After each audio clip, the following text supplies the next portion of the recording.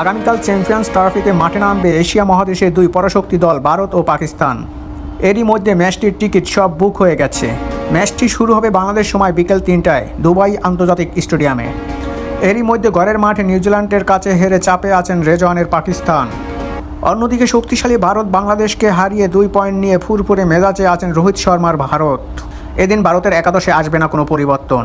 দলে থাকতে পারেন রোহিত শর্মা অধিনায়ক, শুভমান গিল, বিরাট কোহলি, অ্যাক্সেল প্যাটেল, মোহাম্মদ শামি, হার্দিক পান্ডিয়া, শ্রেয়াস আয়ার, KL রাহুল, কুলদীপ যাদব, হর্ষিত রানা এবং রবীন্দ্র জাদেজা।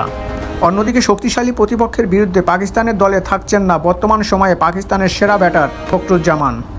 ভারতের সাথে এদিন দলে থাকতে পারে রেজওয়ান অধিনায়ক, বাবর আজম, সাউদ শাকিল, সালমান আগা, তৈয়ব তাহির, খুরশিদ সাহা, শাহিন শাহ আফ্রিদি, নাসিম সাহা, হারিস রৌফ, আবরার আহমেদ এবং ফখরুজ্জামান ইনজুরিতে থাকলে তার জায়গায় আসতে পারে মোহাম্মদ ইরফান।